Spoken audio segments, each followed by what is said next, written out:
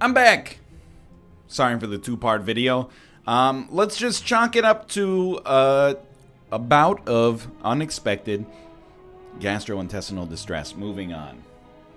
All-out attack. Where was I? Is a great card. Again, you might be like, NL, why are you focusing so much on AoE? It's crazy. You're always talking about AoE as if you don't fight a 200 HP boss every floor. Well, you're not wrong. But the AoE, I don't know, I think AoE focus is really what helped me get to the point where I was actually able to beat 820.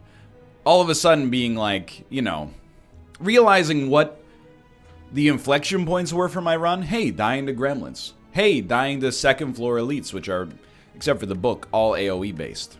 It helped me out a lot. So an all-out attack, I kind of see it like a Immolate. The Immolate rare card for the Ironclad. I see this as kind of the analog for the Silent. With obviously not nearly as much damage, but not as much of a downside, and it's cheaper as well. So I really like all-out attack. Now, this. Somebody lied to me. 8 or 9 months ago, they said, NL, you overrate backstab. 11 damage once.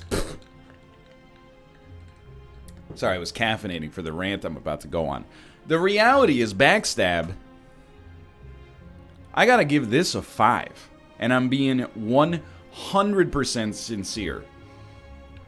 Being able, for free, to do 11 or 15 damage, and then on top of that, I just want to point out, it seems like Bag of Marbles shows up on like every second or third run I ever do.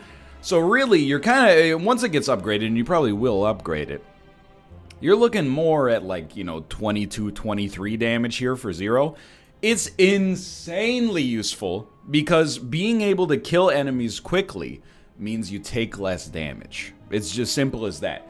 Killing enemies quickly, you take less damage. You take less damage, you need to rest less often. You can upgrade more of your cards, etc., etc. Yeah, you can only use it once. You can't kill a boss just by using backstabs. It also does rely on you having draw, but you don't need to add too much draw into your deck in order to get it on the first turn, because you already start with Bag of Prep, unless you got rid of it, which is justifiable in a lot of circumstances. So I really think guaranteed damage from backstab, I give it a 5. If I get a chance to pick it up early, I'm all in.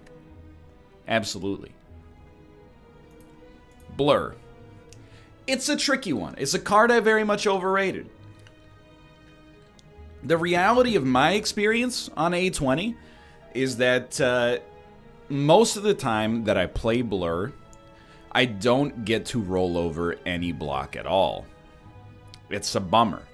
But the simple reality of the situation as I see it, you end up, if you can get through a turn against an elite, against a boss, and only take single-digit damage, that's pretty much like a perfect world scenario most of the time. So I don't think the rollover is that useful. But there are situations where that's not true.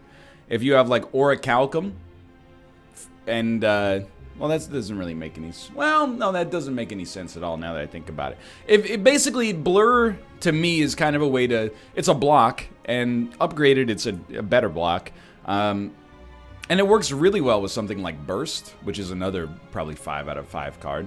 But you really need to use this either in conjunction with many blocks to get you a free turn to attack next turn, or alternatively, maybe you just drew garbage, you play Blur even though the enemy's not attacking, and you save up for their big attack. So, I mean, I don't mind adding one of these for sure, and I do most of the time. I would probably give it a 2, with upside. Bouncing Flask, another very interesting card. It's tough. It's a tough one for me. I'm inclined to give this a 3, but it has more uses than you'd originally expect. It's very good against a single enemy. 45 poison damage over too many turns, but still. Most of that damage is right at the start. It benefits well from an upgrade. You go up to like, I don't know, close to 80 damage just by playing this. Now it's going to take you 12 turns to get that damage, but you get the idea. The other benefit that it has is in removing artifacts from enemies, but it is pretty expensive for that to happen. But this is like a necessary part. If your win condition for... Oh, I hit my knee again! If your win condition is going to be playing a catalyst or just blocking and poisoning an enemy, you basically need one of these. You can't afford to not take it when it shows up, at least. So I would give it a somewhere between a 3 and a 4 for sure. I think it could maybe even fit in a non-poison focus deck. Calculated Gamble, I'm going to give this a 2. I have a very simple problem with Calculated Gamble. It does get better, for sure, on the upgrade. My problem is, most of the time I draw a Calculated Gamble, I also have a few cards in my hand that I want to play. As I play them, Calculated Gamble becomes less useful. You know, if I'm only playing it for like one card, it's like a weird gambler's brew. It's not bad necessarily, but keep in mind, you know, well, I guess it doesn't replace itself because you're playing it. It's not in your hand when you get rid of it. So you are spending a resource as well to do it. I don't really like it, but I think it can work if you have discard synergies. You know, 3 extra block from each discard, extra damage on each discard, like Sharon's Ashes. No, that's Exhaust. It still works, I guess, but I don't like it that much. Now, Caltrops, I love. This is like a 4. Bordering on maybe even being higher. If you're fighting the heart, obviously, it's a 300 out of 5, but... it's not just the fact that it hard counters. I like specific bosses. I've hard focused on that so many times. Like, oh, if you can play this against the Hexaghost, it's an easy win. If you play it against the Guardian, it's an easy win. It's true. It's not wrong. However, even, let's assume it's not upgraded, which is the most common use case, especially early, you're basically paying 1 energy. You could end up pretty easily, especially if you have a dex-focused build where you just want to block to enemies and let them, you know, blow themselves away. You could end up doing, realistically, 21 damage for 1 energy. More, maybe, especially when upgraded. Classic example is the birds, you know? You could, it's not unrealistic, 2 of the 3 birds will hit you 10 times total. That's 30 damage dealt for 1 energy. And they're half dead to begin with after that. If you can play a Piercing Whale at the same time, you didn't even have to put up any block to do it. So Caltrops, again, I think you can shove this into almost any deck and make it worth its while, in my opinion. Catalyst is a very simple card. It's a 5 or a 0. If your win condition relies on getting an enemy to die via poison, and you say no to this, you're a fool. You've cost yourself the win, probably. Well, you've cost yourself a reasonable chance of the win. That being said, our A20 run, where our win condition was kind of poison, didn't use a catalyst, but we did have the benefit of being able to play Skewer for 20. That being said, it's just a beautiful card. You know, I think that I tunnel vision a lot on the idea that, oh, well, you know, we need catalysts to work twice, and then it would take 10 poison up to 30, and then it would take 30 poison up to 90. You don't need that. You know, for pretty much any enemy in this cursed game, if you can get them up to like 30 poison, they're dead. It's just a matter of time. Of course, if you can get them up to 200 poison, they're dead in a turn or 2. But even just being able to play 1 catalyst is enough to... I mean, you can just crunch the numbers for yourself. You know, if an enemy is 200 HP, how much faster do they die if they have 30 poison on them versus if they have 10, you know? If they have 10, they're not dying to poison. You need to add a little bit more on top of that. If they have 30, they're dead in like... Once you add in your own damage, they're probably dead in 3 turns, would be my guess. Hopefully less. So, I mean, I would add 1 to any poison deck, and I'd be grateful to do so. I don't think you need 3, but I think 2 of them is like the magic number. If you can get 2 upgraded catalysts, an enemy could have, you know, 1,000,000 HP, and you could probably still take them out easily enough. Choke is an interesting card. I'd give it a 3. Definitely gets hard countered by enemies that have artifact protection. And the upgrade is not bad, but I don't think it's necessary in all circumstances as a top tier upgrade. But certainly if you have 4 energy, easy take. You know, you're gonna get at least 18 damage plus the benefit of the other 2 energy you get to spend. You know what I mean? You're going to do 18 damage, but you also have 2 energy that you spent on doing other things for yourself.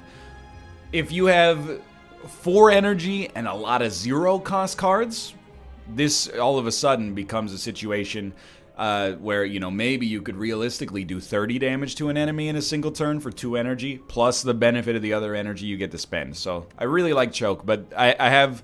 It's blown out a lot for me as well. You know, it sucks when you draw it as your best attack, and then an enemy just has artifacts plus block, like the domed orb on floor 2.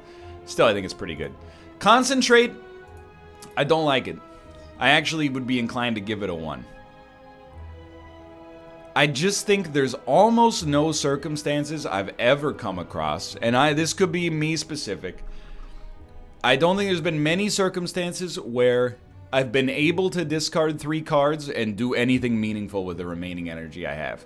Even on turn 1, you know? You draw 7 cards. One of them is this.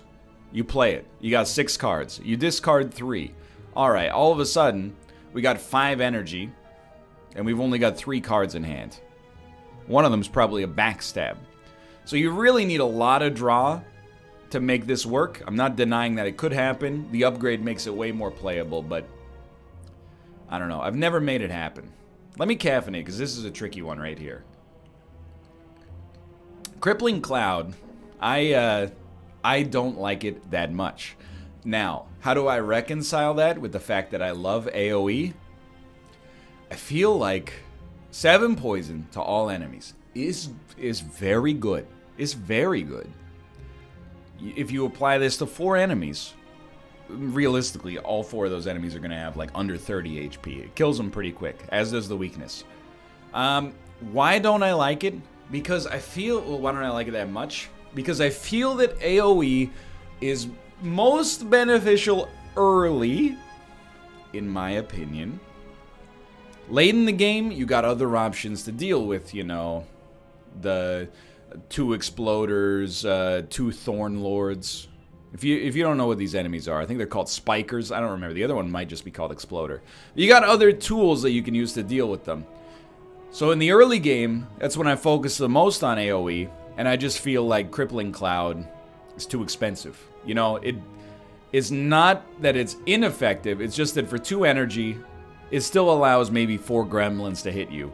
Sure, they're weak. It cuts 1 or 2 damage off of each enemy. You're still getting hit for like 20. You have 1 energy left to play a survivor or something. That's my problem with Crippling Cloud, is I think it's best when it's early, but it's too expensive to play early without suffering major consequences. But I could be like underappreciating this. I would give it a 2, but a lot of people take issue with the way I evaluate this card, and I don't doubt it. Dash, dude, I love it.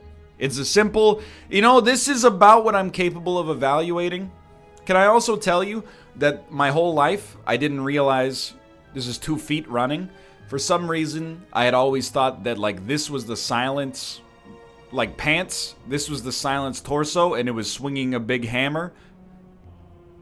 I still see it. I don't know, I can't explain it to you, but the face would be up here. It would be bad art if that was actually how it worked. I really like this card early, and I don't dislike it late. I think it saves you in a lot of circumstances to basically be able to get, you know, 2 blocks and a strike and a half for 2 energy. I think it's really good value. The upgrade is fine. I would give this a 3. Easy take in the early game. Now, distraction, I used to love it because the upgrade gives you something for nothing. However, I no longer really like it because I think I know what I like in the game. And rather than adding a distraction, I think I would rather add the card that I want distraction to be. However, it is kind of, it's a dice roll. And I like dice rolls in Slay the Spire as well. Snecko I probably give us 2 of our 3 wins. On A20, that is. So, I would be inclined... Early, I would be much more likely to add it. The problem is, I think for the silent, there's a lot of skills that I don't necessarily value that highly. You know? You could always end up pulling... an expertise is a great example, you know? Okay, so for 1 energy of my 3, I get to draw 7 cards. They're all strikes and defense. I'm definitely guilty of evaluating a lot through the lens of like what helps you out early, but you know, that I think that's when the run's tone is set. Maybe I'm tunnel visioning, but I'd probably give it a 1. I hate to say it because it's been decent for us in the past, but I don't love it. It does get a lot better on the upgrading. Now, Endless Agony, I'm just going to be honest with you, I'm giving it a 0. I don't understand it. I trust Mega Crit that there is a way to make this work in a good deck, but I don't get it. Sure, basically, whenever you draw it, you get another one. Okay. What's the use case for Endless? I just don't understand. It's 4 damage. If you play both of them, they're gone forever. You don't get that much out of it. If you don't play one of them, you're leaving damage on the table just to get another 4 damage for free. I just don't understand. I'm missing some kind of piece here, so I'm giving it. I never take it anymore. I'm giving it a 0. Escape Plan, on the other hand, 100%. I'm giving it a 5. Do you play Escape Plan and every other enemy explodes? No. But why wouldn't you play an Escape Plan? Barring ridiculous circumstances. Velvet Choker, obviously you're not going to play it every time against the Time Lord. Obviously you're not going to play it every time if you're against the enemy that makes you dazed every time you play a skill. But in most circumstances, you're getting something for nothing. Escape Plan, bare minimum, replaces itself, and you probably have, you know, like a 35 to 50% chance to get 3 to 5 block for free. I mean, just the fact that it replaces itself makes it worth playing, I think. I don't know. Debate me. I don't understand the downside of Escape Plan in most circumstances. Would I want a deck full of Escape Plans? Why not, dude? It's infinite block. I just hope you don't get the Timekeeper. By the way, if you take issue with the fact that part of my strategy is just hope you don't get the Timekeeper, you gotta... Hope is the only thing keeping you going on A20. You're not getting the 100% win rate. So you're gonna need some of the Plinko chips to fall in the center of the board. Just the way she goes. Eviscerate, it's a situational card. Like in a huge way. It's quite literally unplayable until you get either a lot of discard or 4 energy in the early game. I really, there have been circumstances where I have made this work, for sure, but I don't really like it. I'd be inclined to give it a 1, honestly. With this, if you have the ability, here's why I'm giving it a 1, okay? Even if I got to play a Tools of the Trade before Eviscerate, it would still cost me my whole turn in the early game to do 18 damage. Now, if you build a discard-focused deck, you probably end up playing it for 2 or 1 or even 0 some of the time. And with stuff like Acrobatics, you know, it's almost like a force field as the defect. Why not play a 1 energy power, because it makes the force field cheaper anyway? Why not play an Acrobatics? If you're going to get Eviscerate cheaper, why not play a Dagger Spray? Or Dagger Throw. Sorry, Dagger Spray is different, but I get it. But, you know, with 3 energy, you're playing a losing game early on. And I don't know if you can fit something like Concentrate in there to make it happen. Anyway, I have made it work, but I don't love it. Expertise, I'd be inclined to give it 2. It's mostly like it's a respect 2, because I don't understand it that well. I don't like spending energy after I've already probably spent a little bit of energy to get my hand size down a little bit, so this actually works for me. But I do think that draw, especially with a cheap deck, works really nicely with the silence. So I'll give it a 2. Finisher is interesting. Let me caffeinate here.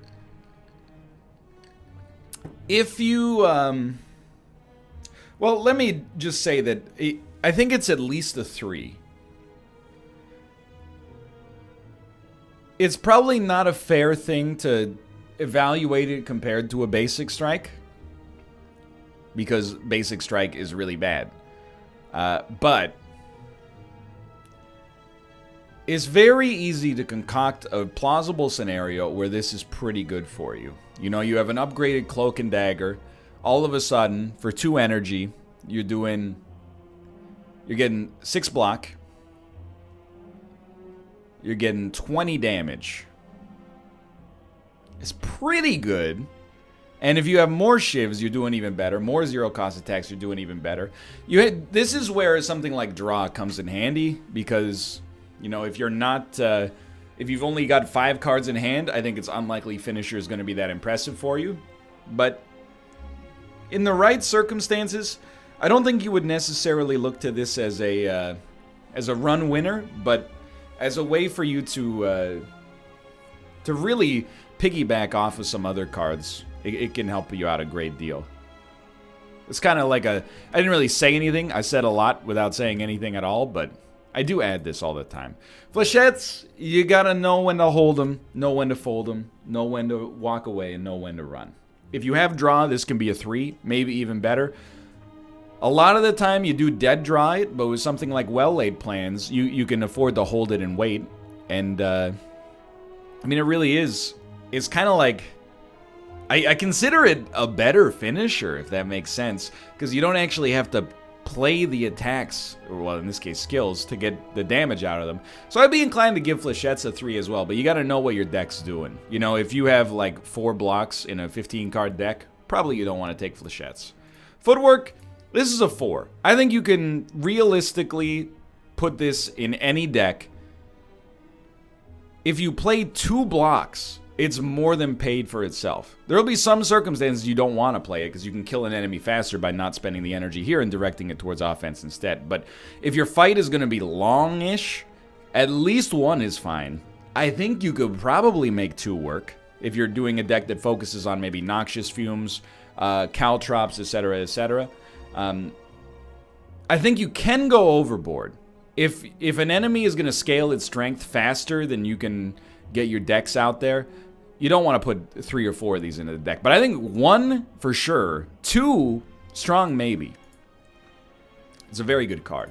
Heel Hook. I actually like it a lot, and the reason I like it is because Neutralize and Sucker Punch are both at the common level, easy ways to apply weakness, and they also they upgrade nicely. So it's realistic to have an upgraded Sucker Punch and or maybe an upgraded Neutralize by the time you see Heel Hook for the first or second time as a reward. So I would give it a 3. You don't take it in every circumstance, but I would definitely, again, I routinely add 1 or 2 of these to the deck.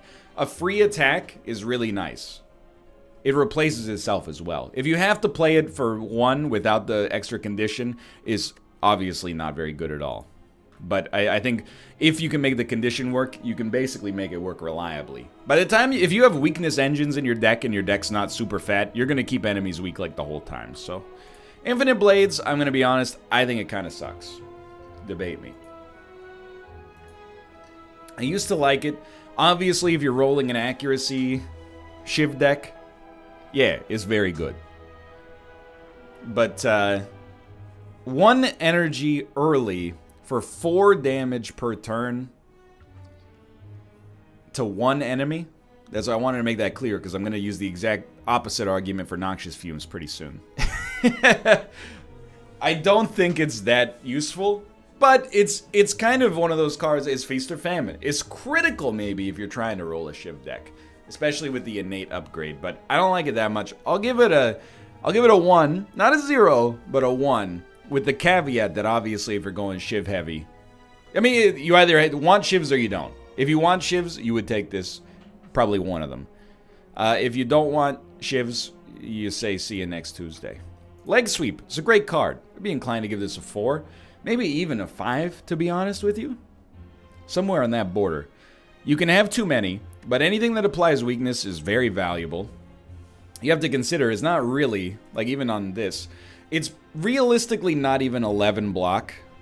Once you factor in the weakness, you're probably, depending on the enemy, you're at least looking at this saving you 15 damage on the turn you play it for 2 energy, which is pretty good. Plus, it saves you something on the next turn. Plus, it enables Heel Hooks if you got them. You know, you get the general idea. I think it's a very, very good card. It upgrades nicely. 1 is a no-brainer. Now, Masterful Stab is very interesting. I still don't know what to think about this card. It gets a question mark. I think I would probably be inclined to say this is a 2. Let me say it this way, okay? I think it's a 4 on the first floor, if your deck's thin. You need damage. How are you going to be the Gremlin Knob? You need damage. How are you going to be the Lagavulin? You need damage. In the late game, is like a 0 on A20. I'm sorry to tell you this.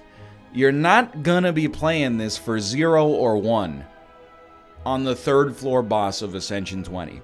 If you are playing it for 0 or for 1, you don't freaking need it. You're perfecting the boss, as is. So I think early on, free high damage is worth its weight in gold. In the late game, you're trading your future for your present, which is actually kind of okay on A20 if you can use something like Masterful Stab to get you an extra relic that you wouldn't have otherwise been able to get. You could remove it later, but that's kind of like, that's unlikely. I think you accept it as a dead draw later, and just, acknowledge the fact that Masterful Stab is like a loan, but it does suck in a lot of circumstances.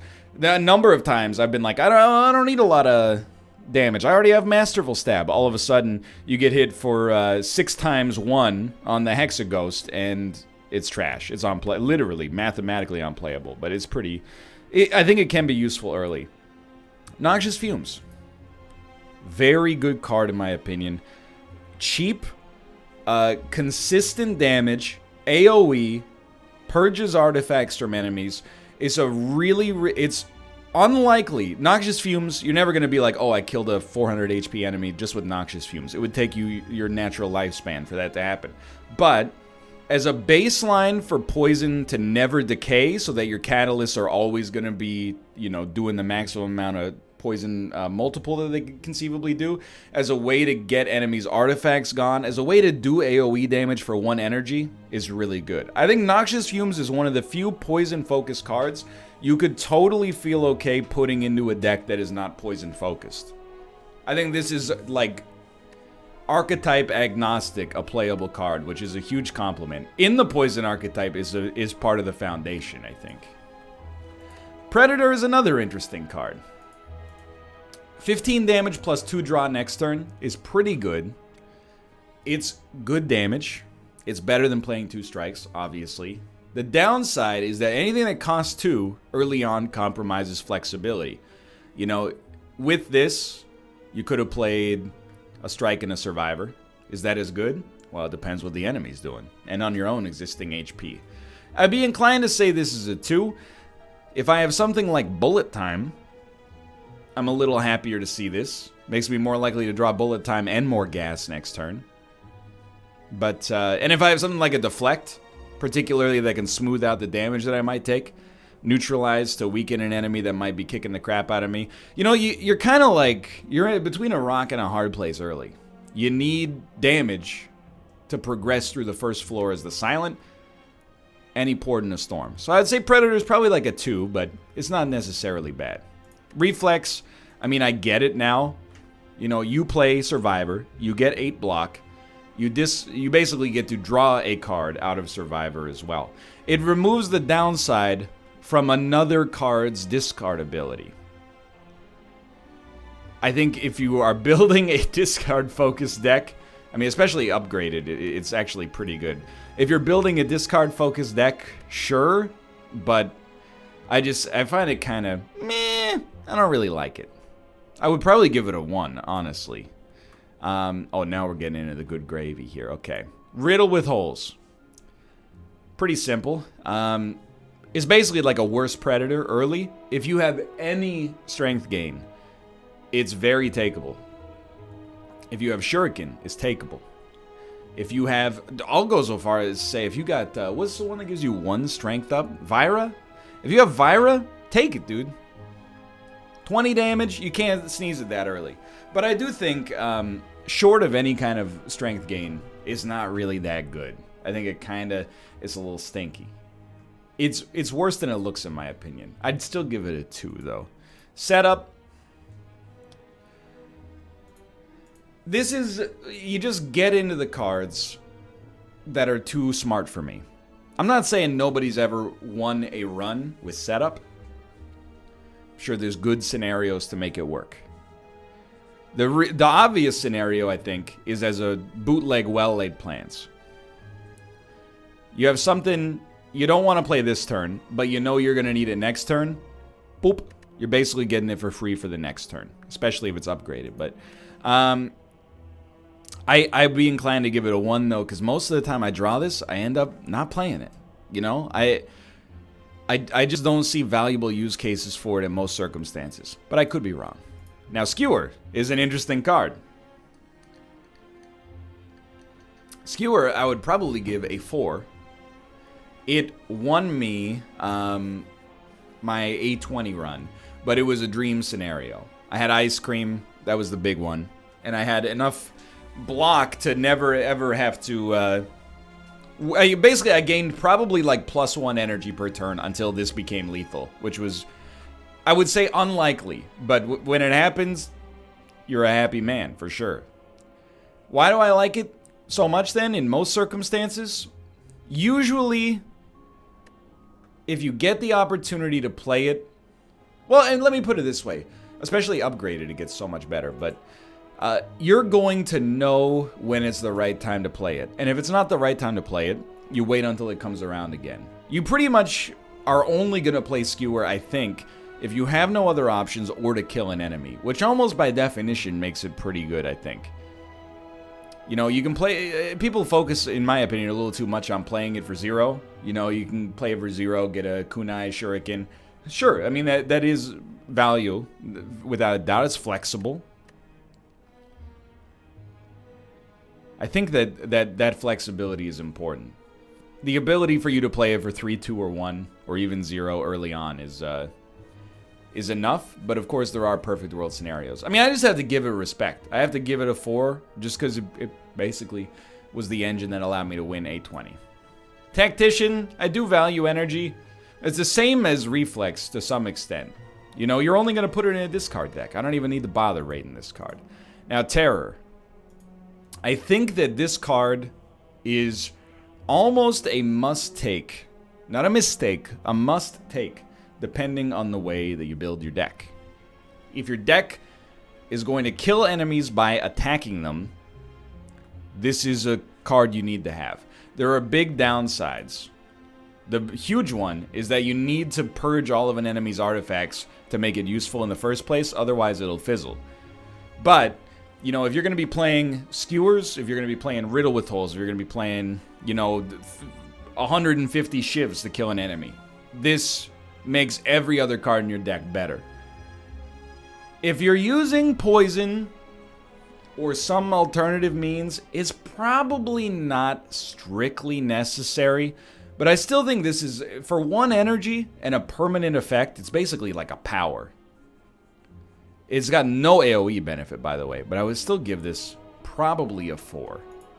Well-Laid Plans is an easy 5. There's one downside to this card. That's when you play it, it doesn't replace itself. However, being able to hold a card opens up avenues for success that otherwise do not exist. You know? And they're obvious. How about holding a Skewer until you have enough energy to lethal an enemy? How about holding a Catalyst until you have the poison on an enemy where if you triple them, they'll die? How about holding a Wraith form for the turn in which a boss is going to hit you with a 1x75 attack, you know? All of these, or I guess you was 75 times 1 is probably what you'd... So 1x75, you'd still be screwed. But anyway, you're always going to love 1. It also kind of gives you 1 to 2 extra draw per turn, and it's a draw of your choice. And you play it for 0. It's so good. Plus, I haven't even talked about this yet, but I love powers. And powers, against the Awakened one, sure, they cause you problems. That's why you only play good ones. But the other thing is, if every power you play against the Awakened one gives them like 2 or 3 strength on 820, if your power's not giving you more benefit than that, then why is it in your deck in the first place? And I'm talking to myself mostly. But it's huge. You'd always love to have one of these in your deck. I don't think there's an archetype that wouldn't want to have it. So-called archetype. 1,000 Cuts. Being able to do, 1 damage AoE per card is pretty good. 2 damage is extremely good, but it really, in my opinion, at 2 energy, it makes it so it's a situational card.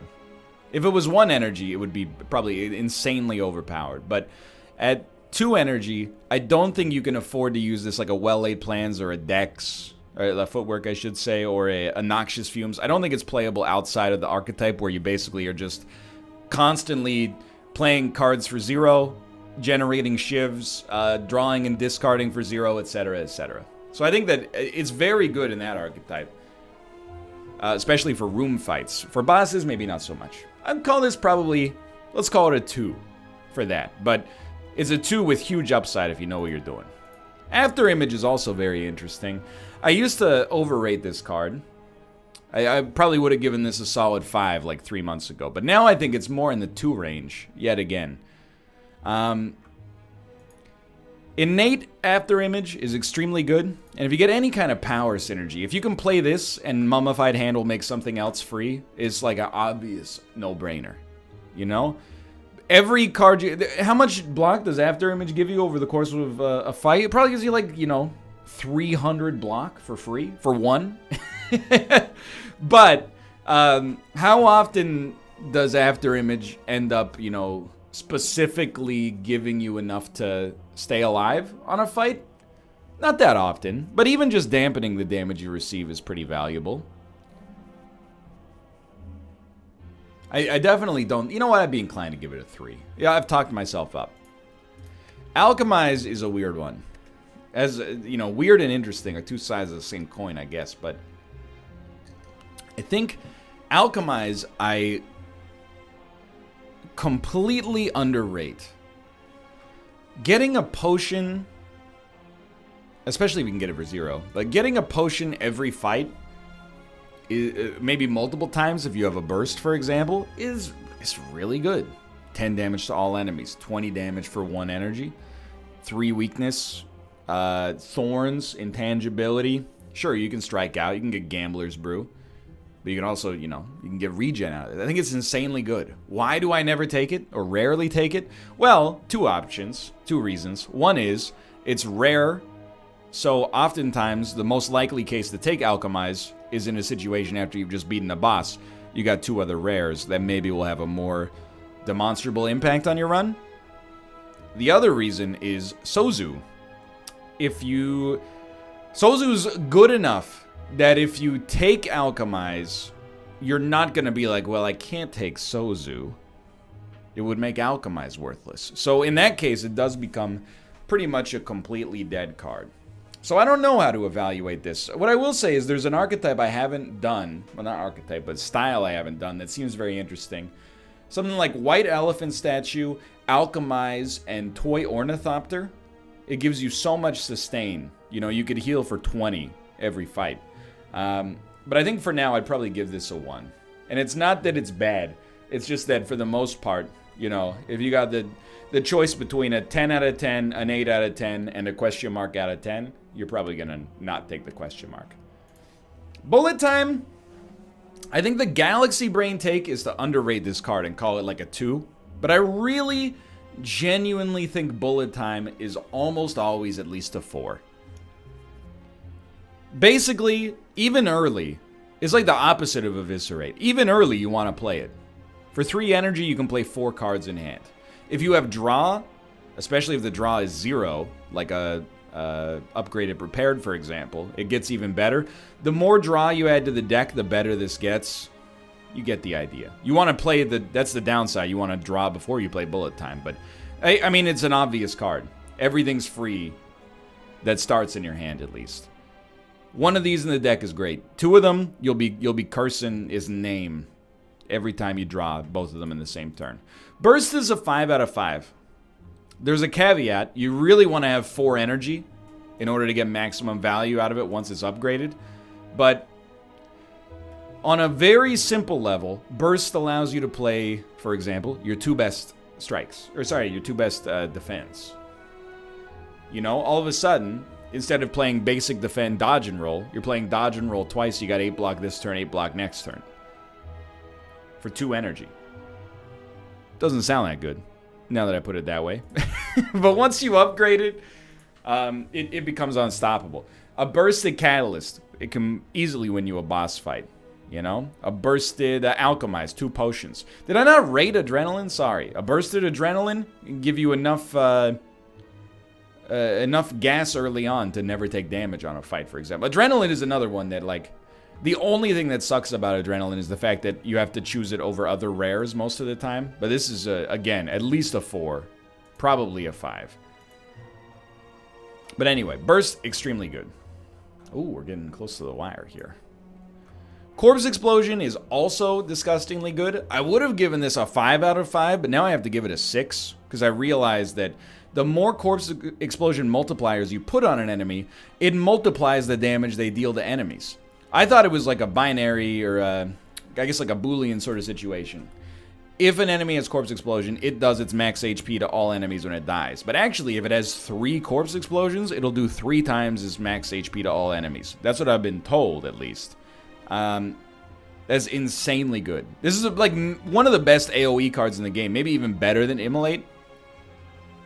I don't know if I've refused a Corpse Explosion in like the past 50 or 60 silent runs. That's how good I think it is. I think it's also good even outside of a poison deck. Because basically you're paying 2 energy, usually to do like 50 damage to all enemies eventually. I really like it. Now, Die. I'm going to be honest, I think this is like a 2. I think I got dazzled by the fact that it's got the gold border. I don't actually think it's that good. It's just sort of underwhelming. 13 damage to all enemies for 1 energy. Yeah, it's not bad. I mean that effect in and of itself is great. Obviously destroys a dagger spray, but it's not that much better than a what is it called up here? It's not that much better than an all-out attack. An all-out attack you can play more than once. So I think I used to think, oh, we gotta take this. You take this after the boss fight on the first floor. You go fight the birds on the second floor. You do 6 damage or 7 damage to each bird, and you go, what the heck did I just do to myself? I think this is like a... If it shows up in a card reward from like a basic fight, you'd probably be like, you know what, it's pretty good. But from the boss, I think it's a little lower. I'd probably put it at a 2. Doppelganger, I hate it. Again, it's part of that like galaxy brain silent archetype I don't understand. I'm gonna be honest, I give it a 1. Most of the time, if I have energy, I'd rather spend it on doing something than betting on my next turn. If I have too much energy, I don't need Doppelganger, in my opinion. I need draw right now. You might disagree. Envenom is insanely good. I think you can almost... It's expensive, I'll admit, but the upgrade halves the price. If you can put this in a deck, it doesn't have to be a poison deck for this to be good. It's so good at purging artifacts. It makes all your shivs better.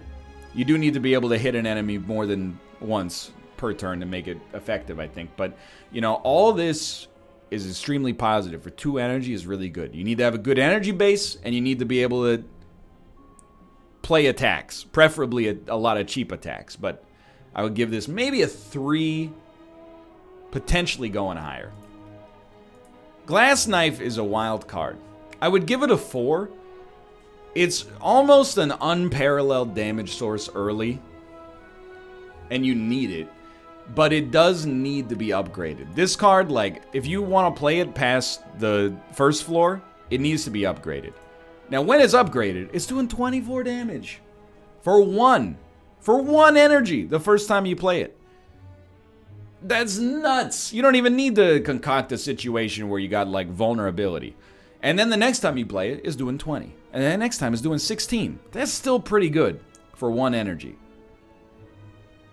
It does lose some efficacy a little bit later, but for room fights and most boss fights is a very, very valuable card. You're going to play it at least 4 or 5 times before you're like, it's dead. And, you know, a dead card sucks, but it's better to burn up than fade away, I think, in this case. This is a 4 or a 5. If I get this as an early option, it's a 5. If you can upgrade it at your first campfire, it's like a significant chance to get more elite fights done than you otherwise would have. This is a 0. Don't ever at me. Sure, if you can make Grand Finale work, it's fantastic. But your brain will overheat trying to make it function. I've never been able to make it work. I think most people have never been able to make it work. If you can make this happen on your like your minimalist run with just 5 cards, oh, it's a dream come true. But I hate it. Plus, there's nothing worse than, like, you know, obtain a curse, get a rare card, and then it's this. Anyway. Malaise, on the other hand, I'm going to call it, is an easy 5-star yet again. Especially upgraded, so you can play it for free if you have to. This renders so many fights basically automatic. You could do whatever you need to do.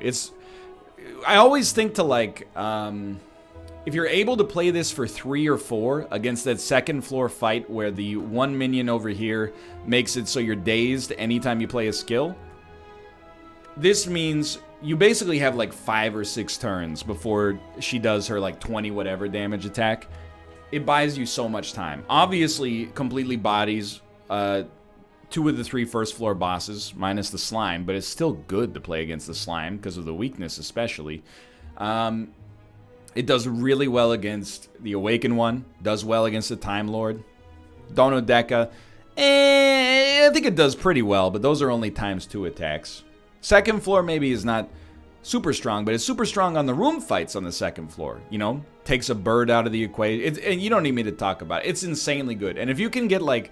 One of the most satisfying things in this game is if you can, like... You got 4 energy and an upgraded malaise, and you burst the malaise...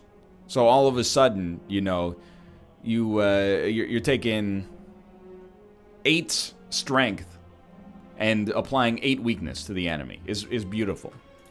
Nightmare, I think, also blows. I don't get it, and I'm not saying it's not usable. I just don't get it. I don't understand it. Sure. For 3 energy, you get 3 copies of a card into your hand next turn. Most of the time, you know, okay, maybe you got Mummified Hand, you can put a power in your hand and then play 3 versions of it, potentially. Most of the time, I think you're spending your whole turn's energy to put 3 0-cost cards in your hand next turn. I honestly have never found a situation where I'm, like, using this for anything other than getting 3 neutralizes. And I don't know. I'm missing out somewhere, obviously. Phantasmal Killer, I think it kind of sucks. I'll give it a 1. The Nightmare, as far as I'm concerned, is like a 0, by the way. I'm giving it a 1. The only reason I'm giving it a 1 is I think most successful silent runs at a high level don't rely on doing damage via attacks. They rely on kind of constricting the enemy until they die via poison, caltrops, block, etc., etc. Now, mine was an exception. So you'd think I'd be biased towards this, but... And for 1 energy, I think it's totally playable. But for 2, I very rarely would add it to a deck. It seems much more to me like this is a card that fits the Ironclad, but... Again, you know how I prefer to build.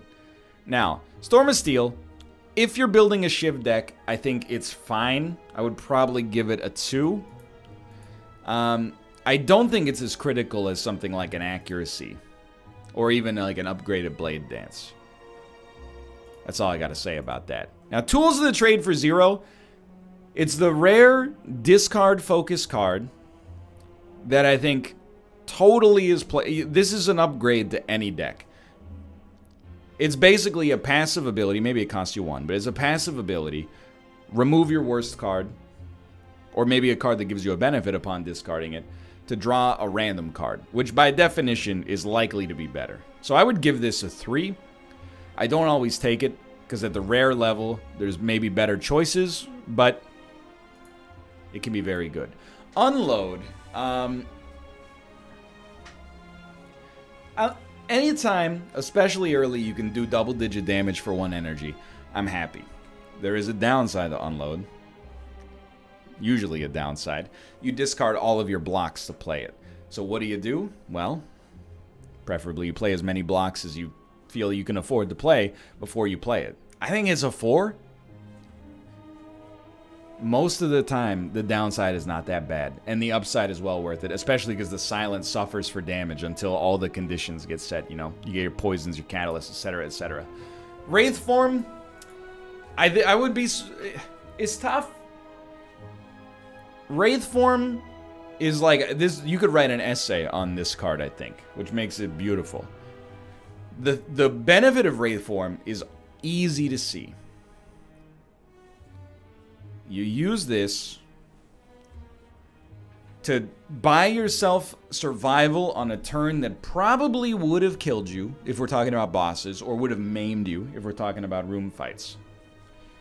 With well-laid plans, which I'm not even going to say that it's implausible, because that card shows up all the time and you always take it, you just store it until it's necessary to pop.